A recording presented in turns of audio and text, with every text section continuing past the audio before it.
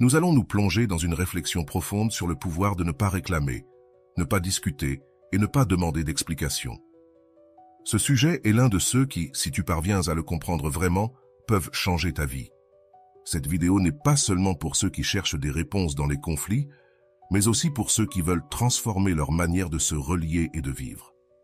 Aujourd'hui, tu découvriras comment le simple acte de ne pas demander d'explication peut t'apporter plus de paix et de pouvoir que tu n'aurais jamais imaginé. Alors, si tu t'es déjà demandé pourquoi certaines personnes choisissent simplement de ne pas discuter, de ne pas réclamer et de ne pas donner plus d'explications que nécessaire, tu vas trouver des réponses. Je te promets qu'à la fin de cette vidéo, non seulement tu comprendras pourquoi cette attitude est si puissante, mais tu sauras aussi comment l'appliquer dans ta vie pour te libérer des émotions négatives et renforcer ton estime de toi. Et ce n'est pas une promesse vide. C'est un changement qui te permettra de vivre sans les chaînes que d'autres tentent de t'imposer à travers leurs opinions et leurs exigences. Si tu es prêt à le découvrir, reste attentif, car ce que je vais te dire change tout. Avant de commencer, je te serais reconnaissant si tu pouvais liker la vidéo, cela m'aiderait à continuer de diffuser cette philosophie. Si tu n'es pas encore abonné, je te recommande de t'abonner et d'activer la cloche pour ne manquer aucune vidéo. Lucia était dans une relation depuis 5 ans qui, pour ceux qui l'observaient de l'extérieur, semblait parfaite. Cependant, derrière les apparences, il y avait une réalité qu'elle seule connaissait. Son partenaire, Marcos, avait une capacité presque surnaturelle à maintenir les choses dans un état constant d'incertitude, où rien n'était sûr et tout semblait dépendre d'un futur indéfini. Dès le début, Lucia avait été celle qui poussait pour que les choses avancent. Au début, ses réclamations semblaient motivées par un véritable désir de construire quelque chose ensemble, mais avec le temps, elle s'était transformée en une sorte de supplication silencieuse, dans une tentative constante de sortir Marcos de cette indifférence qui lui faisait de plus en plus mal. Ce n'était pas que lui était une mauvaise personne. En fait, pendant les premiers mois, Marcos avait montré qu'il était charmant, attentionné et amusant. Lucia se souvenait de ces jours avec une nostalgie amère, comme s'il n'était qu'un mirage qui avait disparu avec le temps. Maintenant, chaque fois qu'elle lui demandait plus d'engagement, qu'il lui montre un minimum d'intérêt, la réponse était la même, un sourire évasif, une promesse vide ou un « on en parle plus tard » qui laissait tout en suspens. Lucia commença à sentir que ses efforts étaient comme des cris dans le vide, des mots qui se perdaient avant même d'atteindre Marcos. Avec le temps, la dynamique de leur relation devint une danse où elle avançait d'un pas et lui reculait de 2. Lucia avait l'impression d'être piégée dans un cercle vicieux. Plus elle demandait, plus il semblait s'éloigner, et moins elle recevait, plus cela lui faisait mal. Elle avait essayé plusieurs fois de lui parler avec clarté, de lui expliquer comment elle se sentait et ce dont elle avait besoin, mais Marcos avait toujours une excuse, une raison de ne pas s'engager pleinement. C'était comme s'il vivait dans un monde à part, où les problèmes de couple n'existaient pas ou ne l'affectaient pas. Les week-ends, quand Lucia proposait de faire des projets, il avait toujours quelque chose à faire, un ami à voir, un engagement vague qu'il n'expliquait jamais. Et quand elle lui reprochait son attitude, il la regardait avec une combinaison de surprise et d'ennui, comme si ses plaintes n'étaient que des futilités.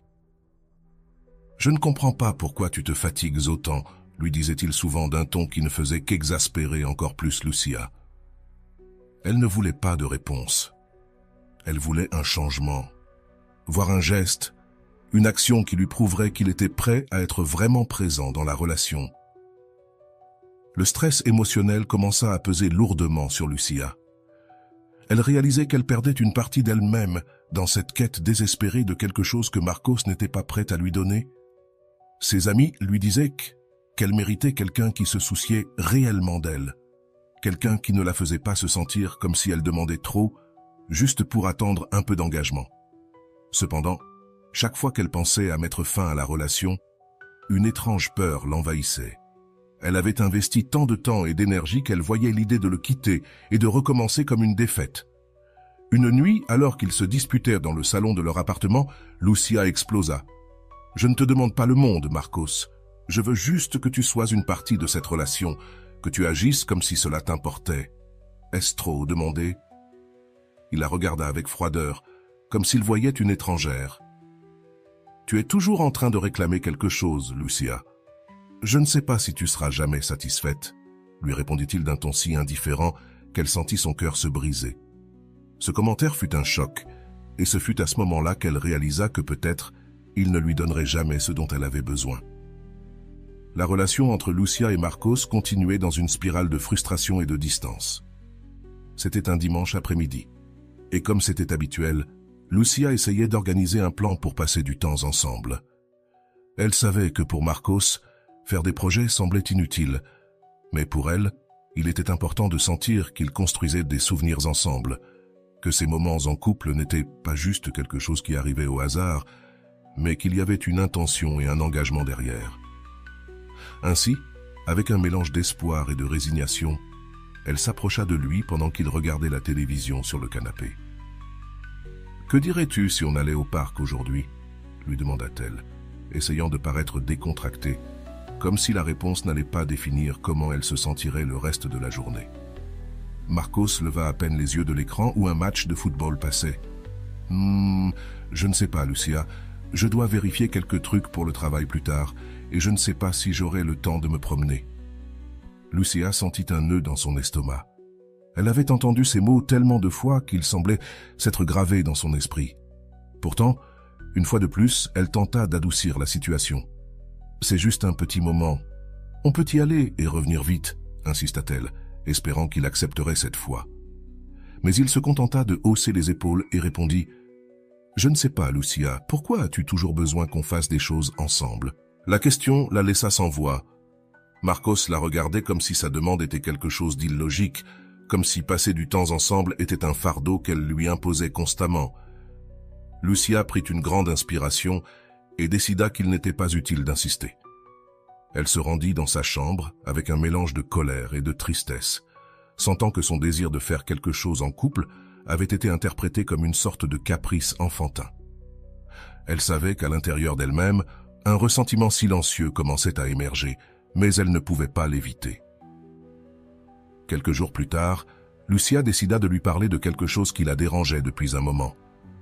Ils avaient convenu de mettre de l'argent de côté pour partir en voyage, quelque chose qui, pour elle, représentait une opportunité de se reconnecter, de sortir de la routine et de partager une expérience spéciale. Mais encore une fois, Marcos avait commencé à dépenser de l'argent pour des choses futiles, des jeux vidéo, des dîners avec des amis, des achats impulsifs. Ainsi, ce soir-là, alors qu'ils dînaient en silence, Lucia décida d'aborder le sujet. « Marcos, je veux parler de l'argent que nous avons économisé pour le voyage. Il semble que dernièrement tu aies beaucoup dépensé, et je ne sais pas si nous avançons vraiment dans ce projet. » Il leva les yeux avec une expression de surprise, comme si le sujet le mettait mal à l'aise et même énervé. « Encore avec ça, Lucia, je t'ai déjà dit que le voyage peut attendre. Pourquoi es-tu si insistante ?» Elle sentit la frustration la parcourir, mais elle tenta de garder son calme. « Parce que c'est important pour moi, Marcos. On en a parlé, on avait décidé de le faire ensemble, et je sens qu'à chaque fois que j'évoque ce sujet, c'est moi qui réclame quelque chose que nous avons décidé tous les deux. » Il soupira, écartant son assiette et se laissant tomber contre le dossier de la chaise. « Lucia, vraiment, je sens que tu ne peux pas te détendre. Tu es toujours derrière moi avec quelque chose. » La conversation se termina comme tant d'autres, dans le silence et sans aucune résolution. Lucia se sentait épuisée, comme si chaque tentative de parler de ses désirs et de ses besoins était interprétée comme une gêne. Et pourtant, pour une raison qu'elle ne comprenait pas tout à fait, elle continuait à croire que les choses pouvaient changer, qu'avec suffisamment de communication, il finirait par voir les choses de son point de vue. Une autre nuit, lorsqu'il arriva tard d'une sortie avec des amis, Lucia l'attendait dans le salon. Ils avaient se convenu que cette nuit-là, ils la passeraient ensemble, mais il l'avait simplement ignorée. Lorsqu'il entra et la vit assise, les bras croisés, il fronça les sourcils. « Qu'est-ce qui se passe maintenant ?» demanda-t-il, sans même essayer de cacher son impatience. « Tu avais dit qu'on passerait la soirée ensemble. »« Je t'ai attendu et tu ne m'as même pas prévenu, » répliqua Lucia en essayant de ne pas avoir l'air trop accusatrice. Il haussa les épaules et répondit « Je ne pensais pas que c'était si important. Je suis juste sorti un moment. » Lucia le regarda incrédule. « Tu ne comprends pas que c'est important pour moi ?» Ce n'est pas qu'il est interdit que tu sortes, mais il s'agit de respecter les projets qu'on fait ensemble. » Mais il secoua simplement la tête et murmura « Tu as toujours quelque chose à réclamer. Avec toi, ce n'est jamais assez. » Cette phrase, prononcée avec tant d'indifférence, la fit frémir. Elle sentit ses yeux se remplir de larmes, mais elle ne voulait pas lui donner la satisfaction de la voir vulnérable. Elle se leva et se rendit dans sa chambre, laissant derrière elle une conversation qui, une fois de plus, se terminait en rien. Cette dynamique se répétait dans tous les aspects de leur relation. Si Lucia demandait à Marcos de l'aider avec les tâches ménagères, il trouvait toujours une excuse pour reporter, la laissant seule avec la responsabilité de tout faire. Lorsqu'elle lui demandait de l'accompagner à des réunions familiales ou à des événements importants, il était toujours trop occupé par son travail. Lucia commença à se sentir invisible, piégée dans une relation où ses besoins semblaient ne jamais compter.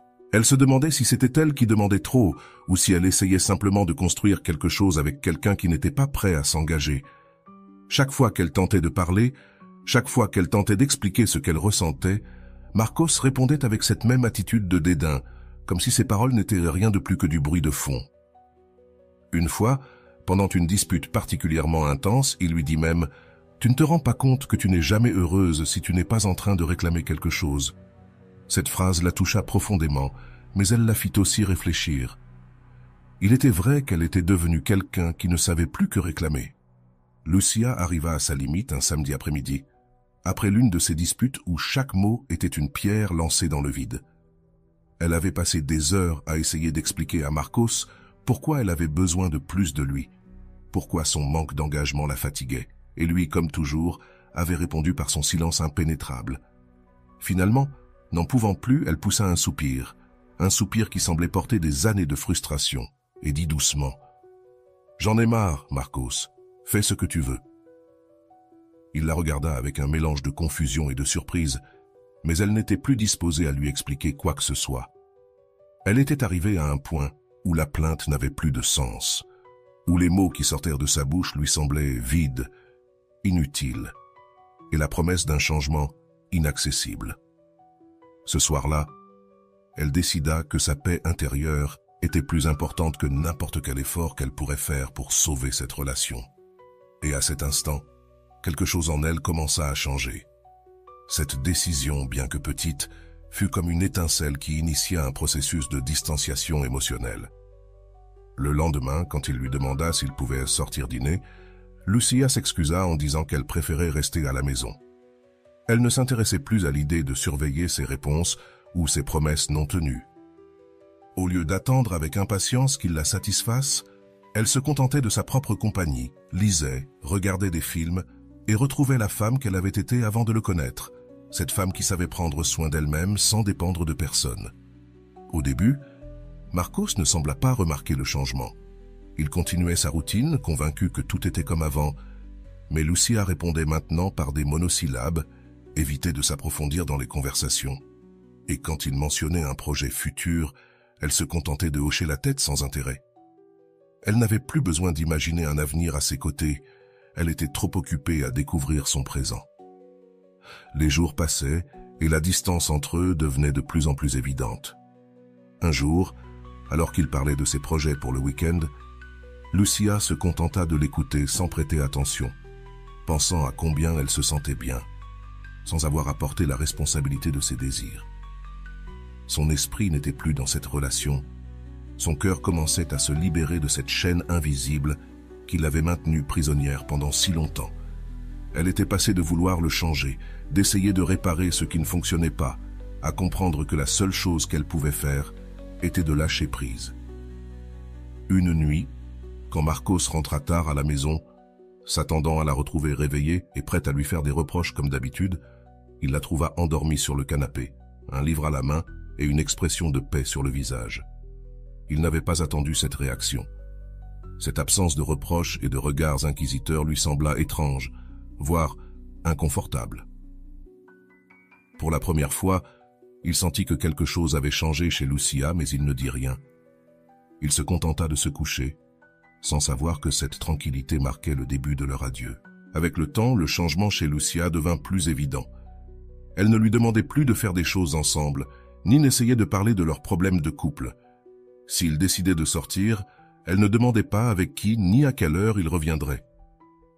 Elle n'avait plus besoin de cette certitude, car elle avait cessé d'attendre quoi que ce soit de lui.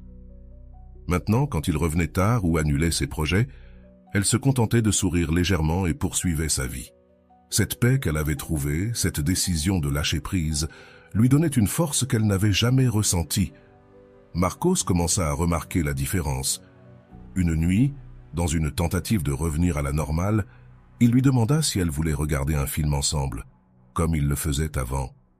Lucia, cependant, rejeta l'invitation de manière aimable, expliquant qu'elle préférait finir le livre qu'elle était en train de lire. Ce refus, qui autrefois aurait provoqué une discussion interminable, resta suspendu dans l'air, comme un signe que quelque chose d'essentiel avait changé entre eux.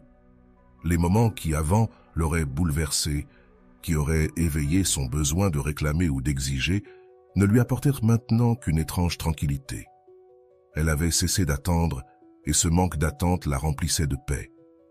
Lucia se consacrait à ses propres activités, sortait avec ses amis, et peu à peu recommençait à apprécier les choses qu'elle avait mises de côté dans sa tentative de réparer la relation. Un après-midi, tandis qu'il l'observait de l'autre côté de la salle, il vit en elle une expression qu'il n'avait pas vue depuis longtemps, la sérénité. Elle n'était plus cette femme anxieuse qui attendait son attention et son engagement. Maintenant, Lucia semblait avoir trouvé une sécurité et une indépendance qui ne dépendèrent pas de lui. Dans son processus de distanciation, Lucia avait commencé à voir sa relation sous un autre angle, une perspective qu'elle ne s'était jamais permise d'accepter. Pendant longtemps, elle avait vécu nourrie par l'espoir qu'un jour Marcos changerait, qu'il arriverait un moment où il reconnaîtrait ses efforts, ses sentiments, et déciderait de s'engager véritablement. Mais, arrivant à son point de tolérance, quelque chose en elle se brisa et en même temps se libéra. Durant ces jours de solitude imposée, elle commença à lire davantage sur ce que signifiait vraiment lâcher prise, quelque chose qui résonnait dans les mots de Rolando Goicoechea. Il parlait d'apprendre à se décevoir une fois pour toutes, de ne pas fuir cette réalité inconfortable que nous évitons parfois parce qu'elle nous effraie. Bien que, au début, ces mots lui semblaient durs, presque cruels, Lucia commença à comprendre que, peut-être, il était temps de laisser partir ses illusions sur Marcos, d'arrêter d'attendre quelque chose qui n'arriverait pas. C'était comme si, en se regardant dans le miroir, elle se voyait pour la première fois libérée de la fantaisie que tout changerait. Lucia se souvenait clairement de l'un de ces passages de Rolando, « Ose te décevoir le plus tôt possible ». Au début, ces mots lui semblaient lourds, presque cruels, mais peu à peu elle comprit que ce qu'elle avait repoussé tout ce temps était précisément d'affronter cette déception.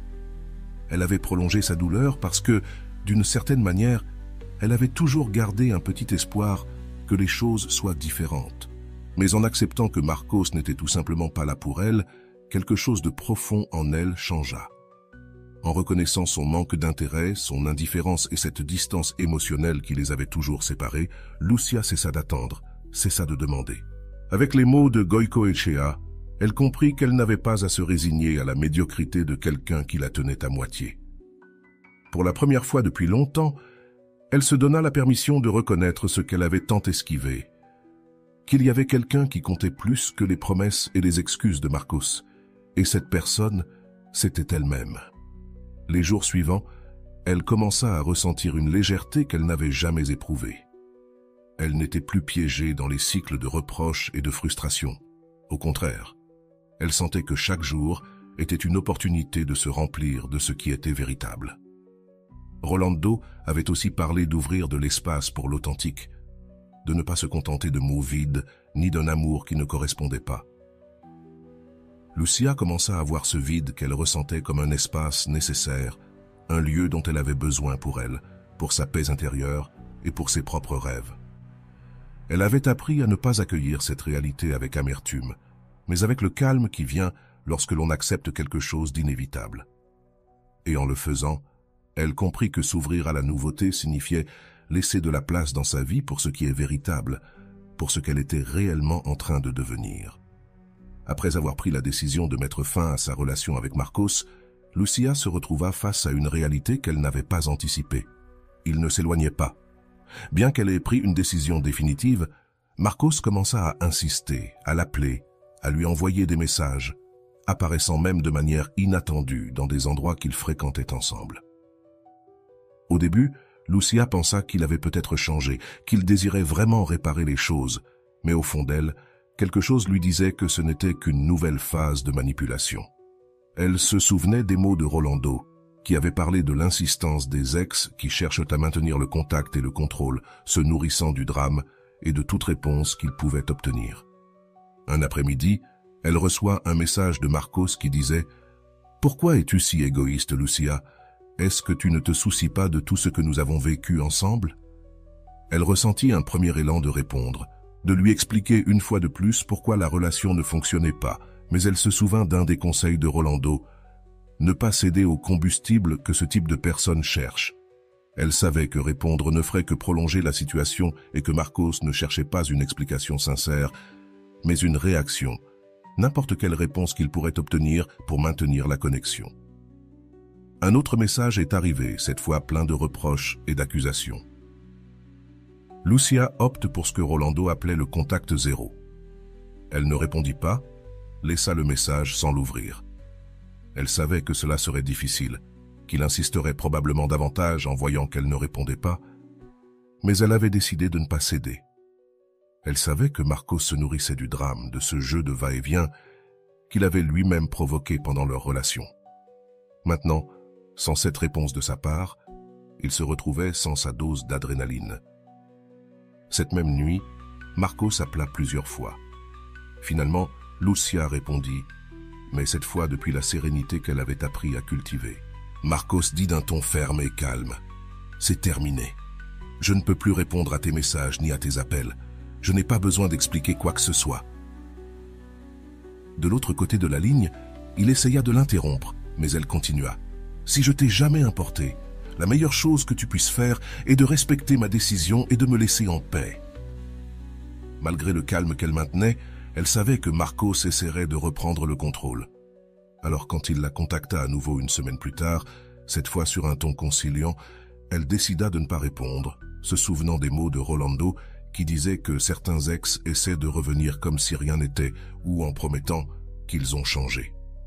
Elle resta ferme dans sa décision de ne pas répondre.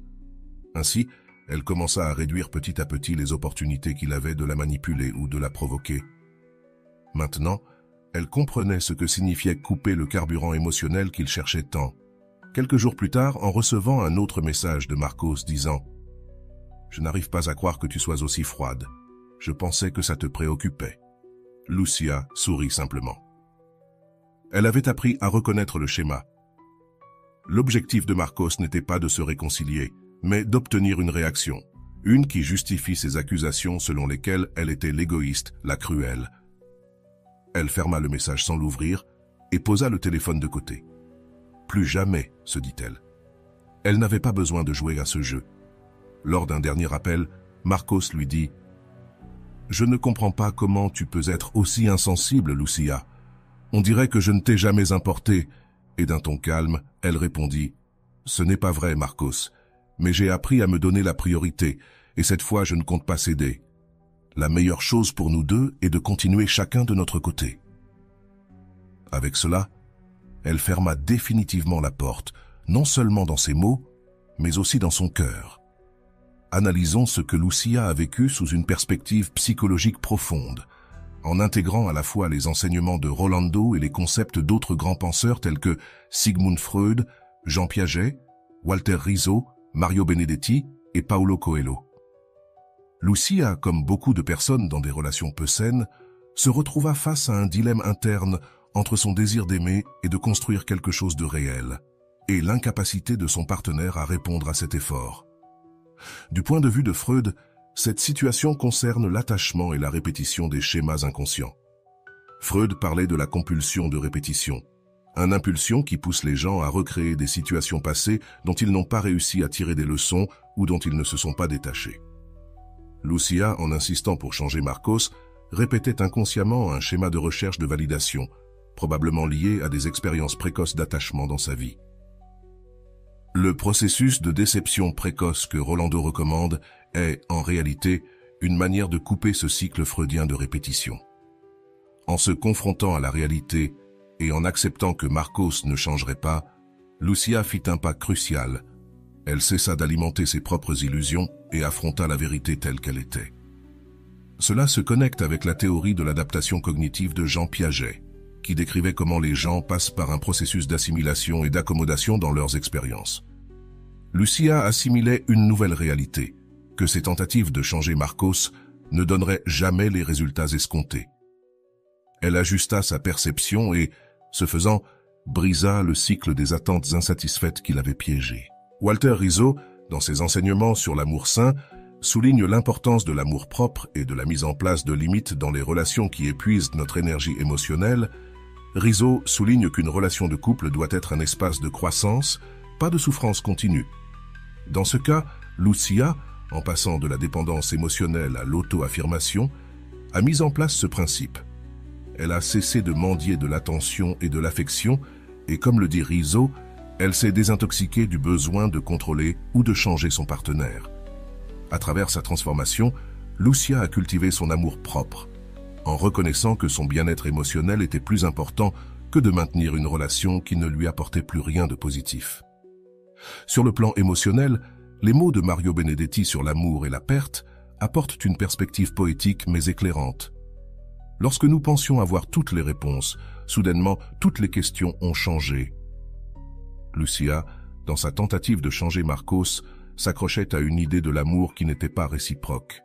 En réalité, Benedetti nous rappelle que bien souvent, ce que nous pensons comprendre de l'amour peut changer lorsque nous voyons enfin la vérité. Lucia a découvert que l'amour ne peut pas se construire à partir de tentatives de contrôle ou d'attentes impossibles, mais qu'il doit naître naturellement et être réciproque. D'autre part, Paulo Coelho propose une réflexion pertinente pour le processus de détachement que Lucia a vécu. Dans L'Alchimiste, Coelho dit « Lorsque quelqu'un évolue, tout autour de lui évolue aussi ». Lucia n'a pas seulement décidé de changer, mais son changement a directement affecté la dynamique de la relation. En lâchant prise avec Marcos et en cessant de l'alimenter émotionnellement, elle-même a commencé à transformer son monde. Coelho suggère que le véritable changement commence à l'intérieur de soi, et c'est précisément ce que Lucia a fait en se priorisant elle-même.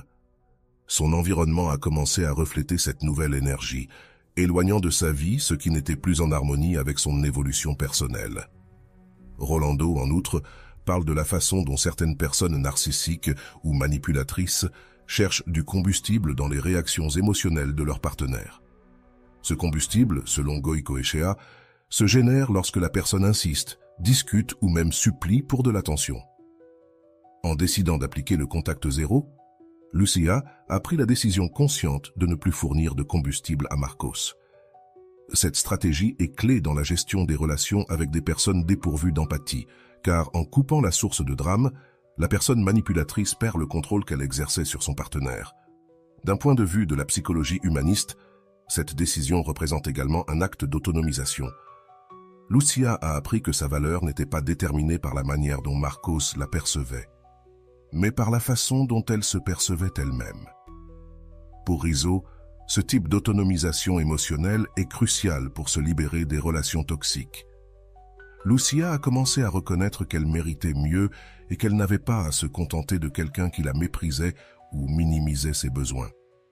À travers cette transformation, nous pouvons également voir l'importance de reconnaître ses émotions sans se laisser entraîner par elles. Benedetti suggère qu'accepter la tristesse et la douleur de la déception est un pas fondamental vers la guérison. Lucia, au lieu de craindre la douleur, a appris à l'embrasser comme une partie de son processus de libération. Cet acte d'acceptation et de détachement l'a renforcée, lui permettant de lâcher les illusions qu'elle avait construites autour de Marcos. Freud disait que là où il y avait un ça, il doit y avoir un moi. Et dans ce cas, Lucia est passée de l'acte impulsif, dicté par ses désirs et ses besoins insatisfaits, à prendre des décisions conscientes à partir de son moi, de son identité la plus profonde. En d'autres termes, elle a cessé de dépendre de la validation extérieure et a commencé à construire son sens de la valeur interne. Cela, selon Freud, est essentiel pour une vie équilibrée et émotionnellement saine. Au fil des jours, le détachement de Lucia n'a pas seulement été physique, mais émotionnel. Ce processus de lâcher-prise a été crucial pour sa guérison, car, comme le soulignait Rizzo, le véritable amour-propre se démontre dans les décisions que nous prenons pour protéger notre paix. Lucia a choisi la paix plutôt que le conflit, la tranquillité plutôt que l'insistance, et l'amour-propre plutôt que la dépendance. Continuons avec l'analyse de l'histoire de Lucia, en approfondissant les implications psychologiques et en examinant comment elle a appliqué les conseils de Rolando, ainsi que les concepts d'autres auteurs. Lucia a traversé un processus de transition que de nombreux psychologues considèrent comme crucial dans le développement d'une estime de soi saine. Le moment où l'on décide de cesser de chercher chez les autres ce que l'on peut seulement se donner à soi-même. En suivant la ligne de Walter Rizzo, qui propose qu'une relation saine doit être basée sur la réciprocité et le respect, Lucia s'est rendu compte que sa relation avec Marcos ne remplissait pas ses conditions en constatant que ses besoins émotionnels ne seraient jamais satisfaits par quelqu'un qui ne partageait pas son engagement. Elle a commencé à prioriser son bien-être au-dessus de la relation. Cette décision, bien que difficile, a été son premier grand acte d'amour-propre. Freud affirmait qu'une grande partie de notre souffrance provient de notre résistance à la réalité des relations et de la projection d'attentes qui ne se réaliseront jamais. En lâchant ses attentes vis-à-vis de Marcos, Lucia a cessé de s'accrocher à cette image idéalisée de ce qu'il pouvait devenir.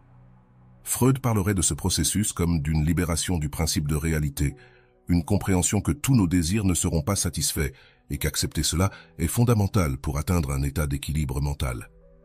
Jean Paget a aussi quelque chose à dire sur l'évolution de Lucia.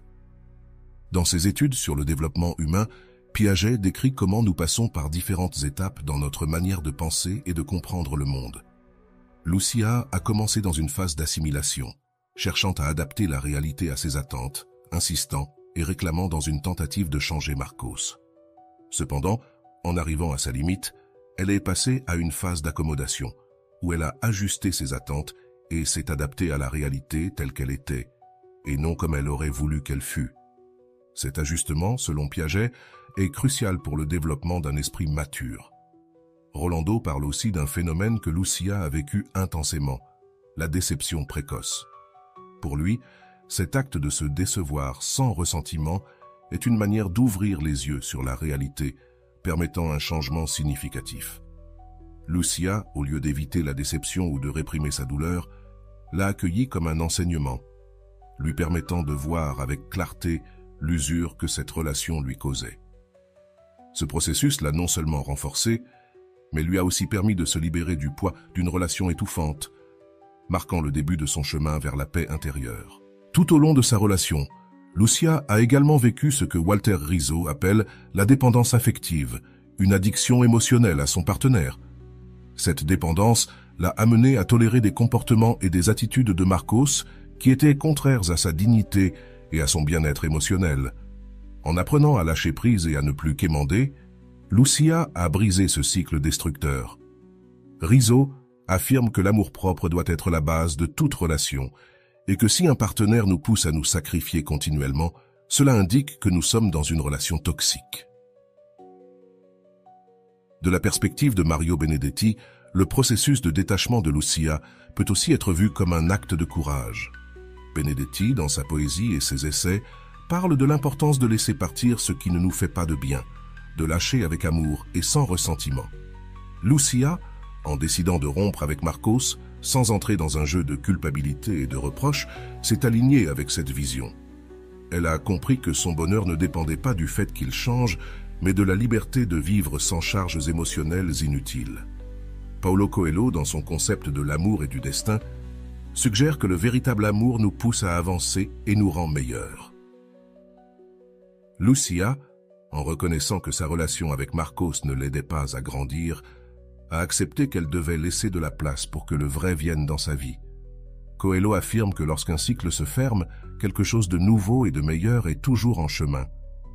En coupant le lien émotionnel avec Marcos, Lucia n'a pas seulement fermé une étape, mais elle s'est ouverte à la possibilité d'un avenir plus authentique et gratifiant.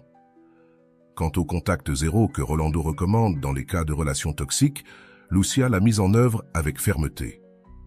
Cet acte de couper le contact avec son ex a été essentiel pour que sa guérison progresse. Goicoechea explique que certaines personnes narcissiques ou manipulatrices se nourrissent des réactions émotionnelles de leurs ex-partenaires, obtenant un carburant du drame et des discussions. En ne répondant pas aux tentatives de Marcos de se reconnecter, Lucia s'est libérée de cette dynamique de manipulation, démontrant qu'elle avait appris à protéger sa paix et sa stabilité émotionnelle. La transition de Lucia vers une vie libre de Marcos reflète également une compréhension profonde de ce que signifie l'amour-propre. Selon Walor Rizzo, la capacité de laisser partir une relation insatisfaisante est une preuve que nous valorisons notre bien-être au-dessus des impulsions émotionnelles passagères. Pour Rizzo, l'amour-propre est un processus d'apprentissage et de pratique. Et dans le cas de Lucia, son histoire montre comment chaque étape qu'elle a franchie pour s'éloigner a été un acte de réaffirmation de sa valeur. Freud soutenait également que pour vivre en paix, nous devons accepter l'imperfection du monde et des personnes. En cessant d'idéaliser Marcos et en voyant son comportement tel qu'il était, Lucia a cessé de souffrir d'une réalité qui n'existait que dans son esprit. Pour Freud, ce type d'acceptation est l'un des grands pas vers la paix intérieure, les composants fondamentaux d'un esprit sain. De plus, le processus de détachement de Lucia peut être vu comme une croissance personnelle vers l'autonomie émotionnelle. Piaget définit l'autonomie comme la capacité d'agir indépendamment des attentes et des pressions extérieures. Et Lucia a démontré cette autonomie en rompant le lien avec Marc sans attendre son approbation ni sa compréhension. Pour Piaget, le développement de cette autonomie est un signe de maturité psychologique. Rolando soutient que lorsque nous cessons de céder aux tentatives de manipulation d'un ex-partenaire, nous rompons le cycle de dépendance émotionnelle. Lucia a vécu cela lorsqu'elle a cessé de répondre aux messages de Marcos, comprenant qu'il ne recherchait pas une réconciliation sincère, mais une manière de garder le contrôle sur elle. Cette décision lui a permis de retrouver son identité et son pouvoir personnel. Enfin, le détachement de Lucia se reflète dans la paix intérieure qu'elle a trouvée en lâchant prise sur ses attentes vis-à-vis de Marcos. La paix ne venait pas d'un changement en lui, mais d'un changement en elle-même, un processus d'auto-affirmation et d'amour-propre qui lui a permis de lâcher le passé sans rancune et de s'ouvrir à un avenir où elle était enfin libre de vivre en harmonie avec elle-même. Si tu t'es retrouvé pris dans une relation où tes efforts semblent tomber dans un vide et où tes revendications ne font qu'alimenter l'épuisement, alors tu dois absolument voir la vidéo de Rolando Déception dès que possible. Dans cette vidéo, Rolando approfondit l'importance d'accepter la réalité telle qu'elle est et nous enseigne à lâcher prise sans rancune. Tu apprendras à reconnaître à temps quand quelqu'un n'est pas prêt à te donner ce que tu mérites, afin que tu puisses te libérer de ce fardeau et construire une vie où ton bien-être est une priorité. Accompagne-nous pendant que Rolando nous guide avec des outils et des perspectives pratiques qui ont aidé notre protagoniste à cesser d'insister pour ce qui ne lui faisait pas de bien, retrouvant ainsi sa paix et son amour propre. Cette vidéo n'est pas seulement un message sur le détachement, mais une invitation à récupérer ton pouvoir personnel et à t'ouvrir à de nouvelles opportunités. Déception dès que possible.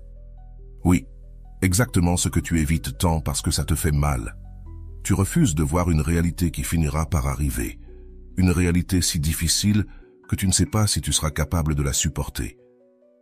Mais tu sais que prolonger cette réalité imminente retardera ce à quoi tu dois faire face, sa véritable nature, ses véritables intentions envers toi, ou son manque d'intérêt, ou très peu d'intérêt pour toi. Pour cette raison, embrasse la réalité. Ne fuis pas, ne l'esquive pas et ne la reçois pas avec amertume. Reçois-la de la manière la plus aimante possible. Reçois-la comme la grande opportunité d'ouvrir enfin les yeux. Tu as passé tellement de temps à te refuser de voir les choses telles qu'elles sont, que les contempler telles qu'elles sont te fait déjà beaucoup de mal. Cependant, à mesure que tu t'injectes dans ta réalité, que tu t'y plonges, tu désiras justement plus d'elle. La réalité, bien que douloureuse, va te libérer, et au fond de toi, tu veux être libre. Déception, dès que possible. Qu'attends-tu? Qu'il change à la dernière minute? Qu'il reconnaisse son erreur? Combien de temps vas-tu encore attendre? Combien d'opportunités vas-tu donner à quelqu'un au lieu de te les donner à toi? Oui, c'est mon principal message pour toi. Toutes ces opportunités que tu donnais à cet autre, Maintenant, tu te les donneras à toi-même parce que tu le mérites. Parce que tu en as assez de te prouver que tu comptes vraiment. Ou est-ce que je suis en train de te dire un mensonge? Tu sais que c'est vrai, et je n'ai pas besoin de te convaincre de cela. Tu vaux plus que d'attendre quelqu'un qui ne se soucie pas de ton bien-être. Tu vaux plus que de te résigner chaque fois qu'il t'appelle de temps en temps. Tu vaux plus que tous ces adjectifs négatifs qu'il a projetés sur toi. Tu vaux plus que ce à quoi tu t'accroches, parce que tu le considères spécial ou précieux dans ta vie. Ose te débarrasser des mauvaises compagnies, des mots inutiles, des sourires forcés, des cœurs non réciproques. Laisse de la place en toi pour ce qui est véritable. Laisse de la place en toi pour t'aimer profondément et ensuite, véritablement, aimer quelqu'un d'autre. Tu vois, la déception n'est pas si mauvaise après tout. Et en étant vraiment pragmatique, dans ta vie, il n'y a rien de bon ou de mauvais. Il n'y a que des situations favorables et d'autres moins favorables. Et quand il s'agit de situations qui te déplaisent, tu peux choisir de changer de place, de t'ouvrir à la possibilité de quelque chose de nouveau. Peut-être que ce qui te déçoit a simplement cessé d'être pour toi. Cela n'est plus pour toi. Jorge Bucay dit qu'à chaque fois que quelque chose s'en va, cela fait place à ce qui vient ensuite, et je suis d'accord avec lui. Prends soin de toi et aime ce lieu qu'est toi-même, car c'est le seul endroit où tu vivras. Rolando nous a guidés vers une leçon transformative sur le détachement et la valeur d'accepter la réalité d'une relation sans la déguiser sous de faux espoirs. Nous avons appris qu'au lieu de résister à la déception, nous devons l'affronter, permettant à cette vérité de nous libérer et de faire de la place pour l'amour de soi. Rolando explique comment, en lâchant la nécessité de changer ou de contrôler quelqu'un qui n'est pas engagé, nous retrouvons notre paix et nous nous donnons l'opportunité de vivre avec authenticité. Mais il y a des moments où, même après avoir lâché prise, une ex insiste pour revenir, cherchant de l'attention ou ravivant le conflit. Justement pour ces cas, Rolando a une nouvelle vidéo que tu dois absolument voir. Que faire quand ton ex insiste? Dans cette vidéo, tu découvriras comment protéger ta stabilité émotionnelle et éviter de tomber dans des dynamiques de manipulation en gardant le contrôle et le calme face aux tentatives de contact persistantes. Prépare-toi à un contenu profondément utile dans lequel Rolando t'enseignera comment gérer l'insistance d'un ex avec des stratégies claires, tout en protégeant ta paix et en faisant un pas ferme vers une vie sans relations toxiques. Pense à ces personnes à qui nous avons enlevé de nos vies après une rupture ou une séparation définitive. Ces personnes qui aiment nous sortir de nos gonds, celles qui ne faisaient que nous utiliser, celles qui, sous un masque, disent « t'aimer », mais en réalité ne font que te faire du mal. Ces personnes dont tu veux t'éloigner, mais qui d'une manière ou d'une autre, continuent de t'attaquer, de te contacter, te disant combien elles te détestent, te disant combien elles regrettent de t'avoir rencontré, d'avoir entamé une relation avec toi, et jusqu'à avoir passé des années avec toi. Bien sûr, si elles regrettaient, pourquoi ne t'ont-elles pas quitté après quelques mois ou un an de t'avoir connu? Cependant, il est curieux que cette personne ait justement été avec toi autant de temps et te rejette la faute de s'être vue obligée d'être avec toi. Cela te rappelle-t-il une situation? Tu t'es sûrement rempli de culpabilité, tu as sûrement cru à l'histoire que ce spécimen venait de te vendre. Non, cela ne s'arrête pas là. Tout ce temps, il ou elle t'a vendu cette histoire encore et encore, au point que tu lui as définitivement acheté cette histoire. Et du point de vue de cette personne, bien sûr, tu es la pire des personnes, la plus égoïste. Tu n'as jamais été à la hauteur, tu n'as jamais été suffisant. Et précisément, tout cela revient sans cesse dans ton esprit et ne te laisse pas en paix. Surtout parce que cette personne insiste de façon répétée, encore et encore, jusqu'à ce que tu craques et que tu lui répondes, et tu lui réponds de la pire façon possible, de manière très agressive, pire que ce qu'il ou elle a fait avec toi. Il ou elle t'a poussé à bout, t'a mis dans une telle situation que tu as laissé échapper la pire version de toi-même. Et maintenant, cette personne va justement prendre ce que tu viens de faire pour renforcer l'idée qu'il ou elle se fait de toi, que tu es égoïste, que tu lui veux du mal, etc. Quelque chose que j'ai appris récemment, et je dois te remercier pour cela, Elena, car Elena a été celle qui m'a aidé à mieux comprendre ce type de modus operandi de certains troubles, en particulier chez les psychopathes narcissiques ou les sociopathes. Ces personnes ont besoin de carburant, et c'est un nouveau terme que je commence à utiliser dans ma chaîne, mais il était important de le mentionner dans cette situation. Le carburant, C'est ce qui provoque beaucoup d'adrénaline chez la personne qui manque d'empathie. C'est leur nourriture, c'est ce qui leur permet de se connecter avec toi. C'est quelque chose que nous recevons, que ce soit positivement ou négativement. Je m'explique. Quand une personne reçoit un compliment ou quand je sais que quelqu'un est heureux pour quelque chose que j'ai fait, je reçois un retour positif. Cela me nourrit, me renforce l'idée que je veux faire plus de choses positives pour ma partenaire, mes amis, ma famille ou toute personne avec qui je suis constamment en relation. Le carburant pour les personnes qui manquent d'empathie, c'est aussi d'entrer dans le drame, dans les disputes verbales, de faire accuser les autres, de voir quelqu'un me supplier, s'humilier pour attirer mon attention ou s'excuser, et moi, être là, une fois après l'autre, à lui rendre la vie impossible. Ainsi, de mon point de vue, le carburant est autant la partie positive de la manière dont l'être humain, à travers l'hormone de l'ocytocine, se sent intégré, heureux. Cela peut renforcer les liens, mais il y a aussi le côté dopamine, adrénaline, et cela se produit non seulement dans les sports extrêmes, non seulement dans les jeux de hasard, mais aussi dans des situations conflictuelles, dramatiques, où nous poussons l'autre personne à ses limites. Donc, pratiquement, tu peux avoir un ex qui insiste, même après avoir dit que c'était une erreur de s'être marié avec toi, même après t'avoir agressé verbalement, même après t'avoir maudit. Ce que cette personne attend, c'est une réaction de ta part, et cette réaction peut être de lui répondre, ou bien de te rendre chez elle pour t'excuser, ou bien de déplacer des montagnes pour que cette personne ne pense pas mal de toi, pour que cette personne fasse à nouveau ce qu'elle faisait au début. Mais fondamentalement, pour les personnes qui manquent d'empathie, le dialogue, la communication, parvenir à un accord commun n'est pas ce qu'elles recherchent. Ce qu'elles veulent, c'est précisément te blesser, attirer ton attention au départ. Et tu t'en es sûrement rendu compte, après un moment de grande douleur, où cette personne a pratiquement miné ton estime de toi, t'a blessé à tel point, et vice-versa, tu lui as aussi dit toute sa vie entière. Et bien sûr, d'une certaine manière, tu as essayé de la blesser. Bien que ce ne soit peut-être pas ce que tu voulais vraiment, tu n'as pas pu la blesser, elle s'est simplement offensée, elle a joué la victime. Après ce moment tendu, quelques jours ou au maximum une semaine peuvent passer, et cette personne va revenir. Soit en te parlant comme si de rien n'était, soit en te faisant croire qu'elle a changé, qu'elle est une meilleure personne, et qu'elle s'est rendue compte de la façon terrible dont elle a agi, afin de recevoir des messages, qu'ils soient polis de ta part, ou que tu admettes que oui, j'ai aussi une part de responsabilité, de culpabilité, eh bien, excuse-moi. Peu importe la manière dont il ou elle sente que tu accèdes ou elle, tu lui donnes pratiquement le carburant dont elle avait besoin. Il semblerait que, d'une manière ou d'une autre, tu sois en train de progresser dans la relation avec ce type de personne, mais tu ne l'es pas. Et c'est quelque chose que je vais répéter souvent à partir de maintenant, car lorsque tu es dans une relation comme celle-ci, peut-être que ce que je vais te dire maintenant, même si ça a du sens, tu vas réagir en disant « ce que je vis est différent ». Il est normal d'avoir un processus de déni, il est normal de vouloir minimiser ce que tu vis, il est normal d'espérer que cette personne agisse correctement. Tu crois qu'elle ne fait pas cela pour le plaisir de te faire souffrir.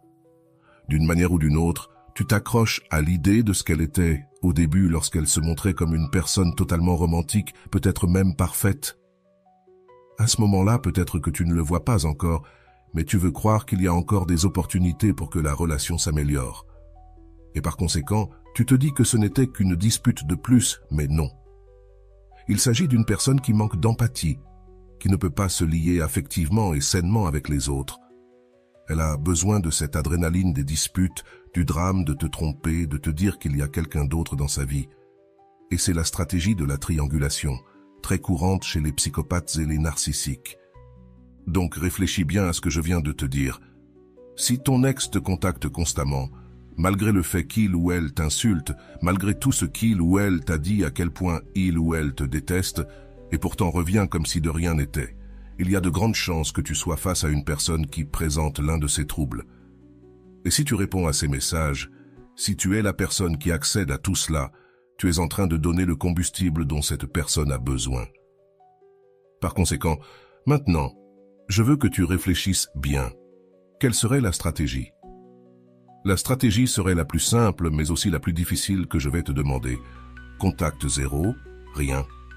Aucun contact, sauf bien sûr s'il y a une communication obligatoire, comme si des enfants sont impliqués dans ces cas-là. Mais si cette personne ne te doit rien, si rien ne vous lie vraiment, alors tu dois apprendre à ne pas répondre aux messages.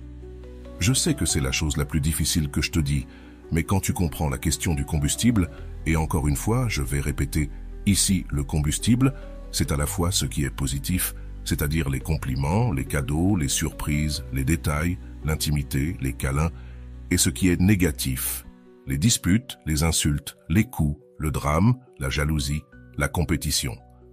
Tout cela, lorsque le psychopathe et le narcissique ne sont plus satisfaits par le positif, ils vont chercher le négatif, l'adrénaline, l'excitation, la dopamine. Donc ta stratégie est définitive. Couper le flux de combustible, arrêtez de le donner. Parce que si tu continues à lui en donner, même si cette personne a un nouveau partenaire, elle continuera à faire de toi son jouet favori. Donc maintenant, ce que je te propose, c'est rien d'autre que de ne pas nourrir cette personne avec le combustible qu'elle attend de toi. Et oui, cela va sûrement te rendre jaloux. En fait, quelqu'un m'a dit « Non, c'est que maintenant ça me met en colère de ne plus être son jouet préféré, de ne plus être la personne pour laquelle il ou elle cherche son combustible. » Non, tu ne dois pas, au contraire, tu devrais t'en réjouir. Je sais qu'à ce moment, tu ne le vois pas ainsi, et qu'il te faut plus d'amour propre, qu'il te faut plus d'aide, qu'il te faut répéter ce type de vidéos et de messages encore et encore. Mais je le fais pour ton bien, crois-moi, je le fais pour ton bien. Et même si ça sonne répétitif, et même si ces vidéos ne sont pas les plus populaires, je veux qu'elles soient les plus utiles pour toi. Dans la vidéo de Rolando sur comment faire face à un ex insistant, nous avons appris des stratégies clés pour gérer ces personnes qui, après une rupture, ne respectent pas la décision de séparation et continuent à chercher de l'attention ou tentent de raviver la relation. Rolando explique que ces personnes cherchent souvent ce qu'il appelle le combustible émotionnel, un mélange de réactions et de réponses qui leur permet de maintenir un lien de manipulation à travers le contact zéro, une stratégie qui consiste à couper toute communication inutile. Nous pouvons cesser de nourrir cette dynamique toxique et nous concentrer sur notre paix et notre bien-être. Le contact zéro permet qu'en ne répondant pas et en ne s'impliquant pas dans les provocations, on récupère le contrôle sur ses émotions et sa vie. Selon Rolando, cette approche n'est pas seulement une technique de silence, c'est un acte d'amour propre et de respect envers soi-même, une manière de dire « ma paix est plus importante que n'importe quel conflit passé ». Ainsi, l'absence de réponse devient un chemin vers la guérison et une façon de se libérer du poids des relations qui ne nous apportent rien de positif. Après avoir regardé la vidéo, réfléchis. Comment utiliserais-tu ce silence et cette distance pour protéger ta paix mentale? Penses-tu qu'en arrêtant de réclamer et de t'impliquer dans des discussions, tu gagnerais en clarté et tranquillité dans ta vie? Dis-nous dans les commentaires comment tu appliquerais ces conseils dans ton quotidien. N'oublie pas qu'il ne s'agit pas seulement de couper le contact, mais de construire une nouvelle version de toi-même, une version qui n'a plus besoin de l'approbation ou de la validation de ceux qui ne peuvent pas te l'offrir. Qu'as-tu pensé de l'approche de Rolando? Penses-tu qu'elle t'a aidé à voir les choses sous un autre angle? Réfléchis aussi à ce que tu as le plus aimé dans la vidéo. Était-ce ses conseils sur l'importance du silence, son explication du combustible émotionnel, ou peut-être ses stratégies pour ne pas céder au drame? Ces concepts peuvent être le début d'un changement profond dans ta manière de voir les relations. Et bien sûr, dis-nous s'il y a quelque chose qui ne t'a pas tant résonné. Parfois, entendre de nouvelles idées peut être difficile, surtout si nous avons l'habitude de réagir différemment. Y a-t-il un point qui t'a paru difficile à mettre en pratique ou qui t'a suscité des doutes? Et voilà, j'espère que vous avez trouvé beaucoup de valeur dans cette vidéo. Merci d'être resté jusqu'à la fin de cette vidéo, j'adore quand vous faites ça. Si vous en voulez plus, vous pouvez écrire en commentaire « J'en veux encore plus ». J'espère vous revoir dans une autre vidéo.